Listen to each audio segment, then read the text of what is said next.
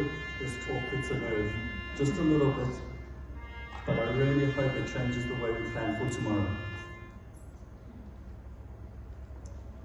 Most of us focus day to day on working hard, seeing patients, making ends meet, but we don't often think about the one day we simply cannot go back to work.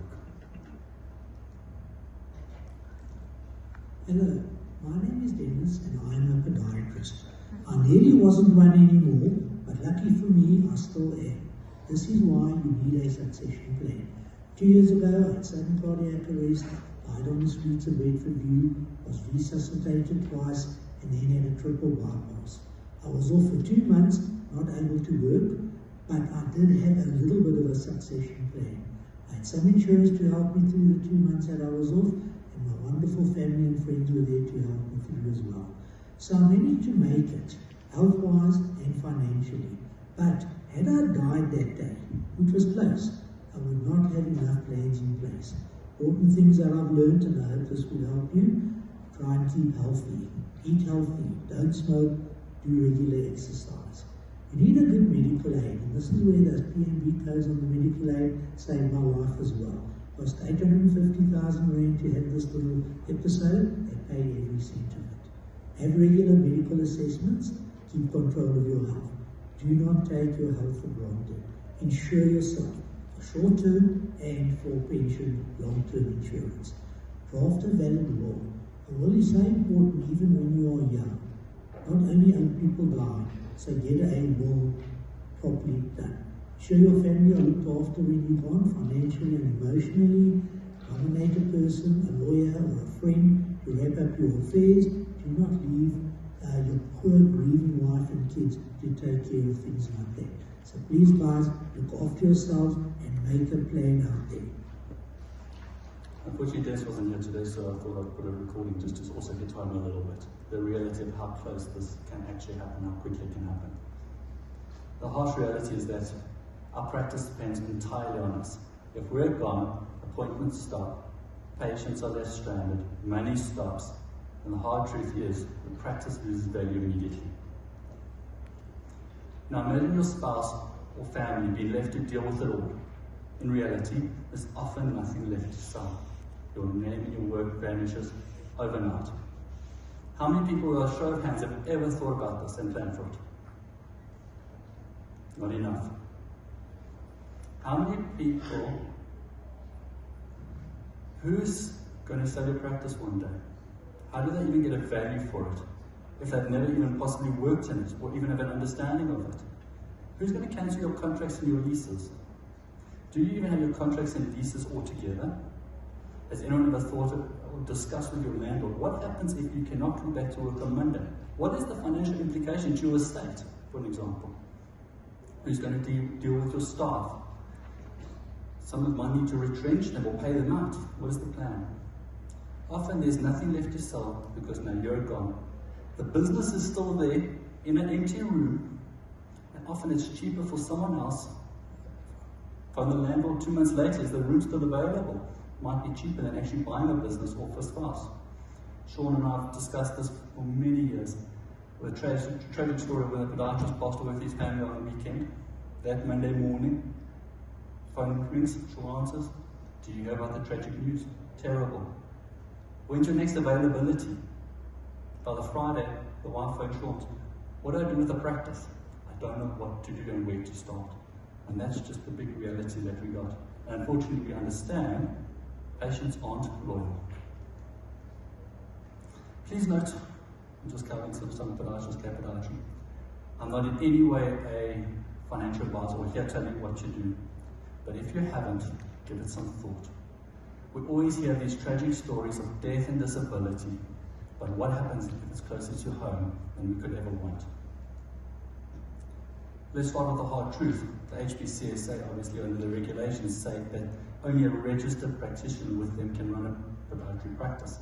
Your spouse, your partner, or your adult child might have worked with you for years, yet can't legally take over the business unless they're registered. That's the very next day.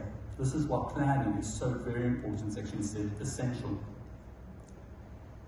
Let's say that your spouse, loved one, or someone in your family is a healthcare provider with an HPCSA. Are they going to be in the right state of mind to find a locum, fit them in, and get going? How long is that going to take? Succession planning is essential to protecting and the continuity and the financial stability of a medical practice. It's to ensure that care remains uninterrupted, to preserve the value of the practice, to provide financial security for the partners and their families. Without a plan, disputes, operational disruption, and unethical, unnecessary financial strain can arise. The primary objective of this strategy is to ensure continuity of patient care, secure fair partner buyout, clarify family entitlements, and maintain the value of a business. That's important. By setting up a clear plan, we're able to minimize conflict and ensure everyone understands their rights and responsibilities.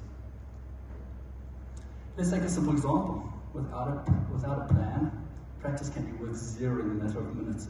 If the day someone might pass away or not be able to come back to work. What I want you to understand is that what I want you to do is with the stuff. What do you do with the stuff the day you can't go back to work? That's the hard part. We might have life insurance, all the other different policies, all of that. What do you do with this empty room that might be worth nothing now? With a simple buy-sell agreement or key personage structure, your family could walk away with much, much more, and your patients are still looked after when you get there. There's two very, very important points I'm going to just touch on today, which most people might not have actually heard of, but it's probably the biggest reason I've moved to Cape Town for long-term family financial security, besides the paid leave and mountain, of course. A buy-sell agreement ensures the practice interest is bought out after you die when disabled. A partner agrees to buy each other's shares, which is funded by insurance. We'll get into this. Keyman insurance is a policy that protects a business itself when a vital person is lost. It covers the loss of the person as well as protects the debt and encourages continuity. So, buy-sell agreement. This is predominantly for majority of us sitting in this room here today. And its purpose is to ensure continuity of ownership. And it works because if a business partner agrees, I'm going to get to an example of this, but if a business partner agrees that one partner dies or suddenly becomes disabled or wants to retire, the other will buy out their shares. Buy-sell agreements usually funded by life insurance policies on each other's life, which will pay out to the surviving partner's family or the estate. The benefits is that it protects the business and the deceased partner's family and allows the family to get a fair value for the business. And it keeps it running with a very, very smooth, uninterrupted owners possible taking over.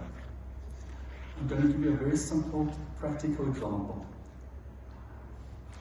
I'm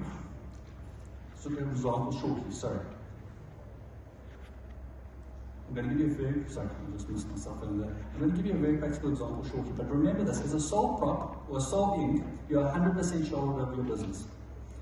But you're also 100% responsible for its problems.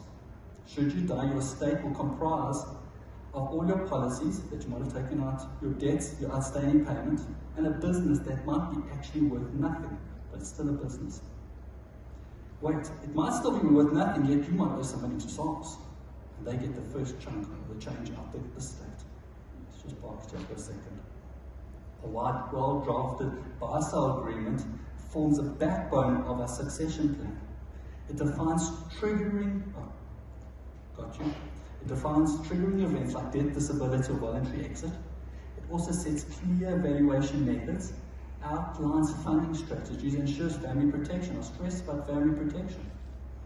The structured payment terms to also help reduce the tax burden and ensures fairness and financial stability for the stakeholders.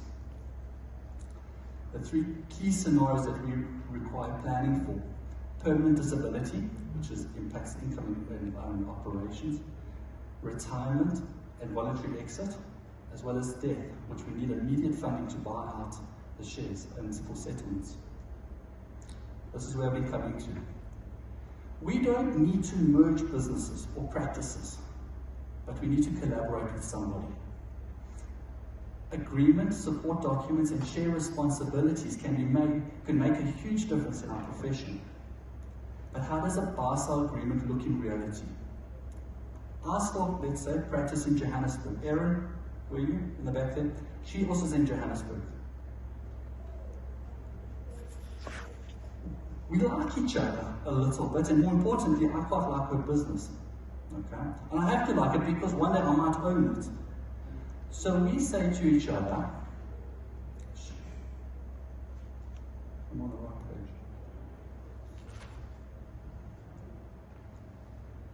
I get lost, sorry.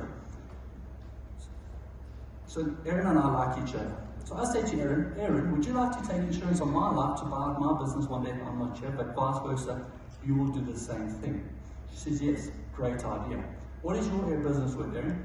1.5 million. Fine. I agree with you on your valuation. I think that's fair. I think mine's only worth R1 million. She agrees with me, that's fine. We both go speak to our accountants, speak to lawyers, get everything set up correctly. I take out a life policy on Erin's life to fund back to me, 1.5 million rand. I pay my money every month. Erin takes a policy out on me for R1 million, pays her policy portions of my life back to her. But we've got an agreement that if on Monday morning I can't go back to work, she's going to get paid out my money. She's going to take that money, put it into my estate, and she's going to earn my business. So as of Monday, she's got a headache, because now she's got more practices. We've never worked together, we've never practiced together, we've never done anything together, but we've collaborated. The important thing is look around this room and find a friend. It's a very important conversation to start to have.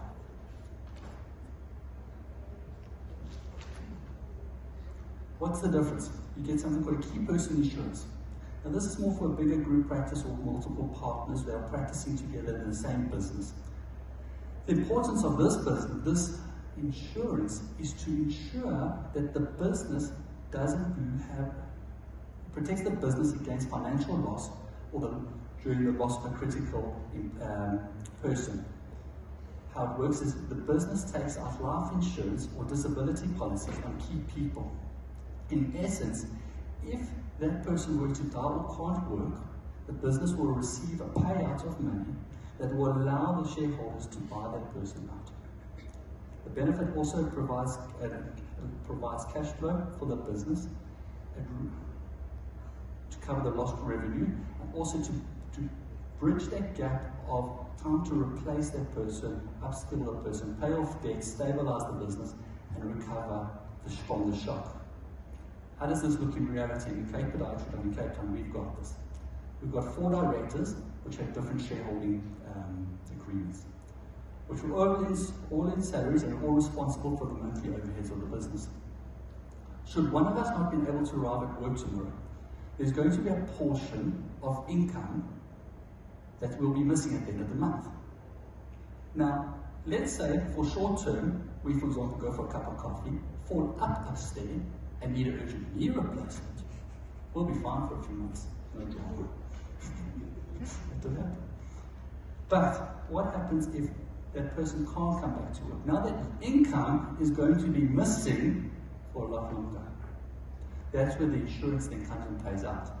It covers the shareholders left in the business, it covers them to give them enough funding to buy out the shares from the estate of the deceased. It also leaves money in the business, and we've taken between 40 and 50% more money on each other's lives to leave that money in the business, because we will need time to poach someone down to come cover that role, get them comfort, get them stable, and that can take a couple of months. So it's to protect the business. So there's this distinct difference, but it's practical for every single person in this room. And most importantly, encourages smooth running. I couldn't find one that says action podiatrist, so we went with action podiatry because it sort of works. Start small, speak to your advisors, put something in paper, make a friend. I spoke to the two, make friends. You never know who can be there to help you and your family in the time of need. Take one step today to protect your loved ones in your life's work. I just want to say thank you to Financial Advisor Inri. If anyone's got questions, don't ask me, ask her. She helped me with this talk. It's really something that really sits hard, like, on my heart. We have to plan for tomorrow, and it's very, very important. Start today. None of us can predict tomorrow, but we can prepare for it. For your patients, for your colleagues, and most importantly, for your family. Thank you.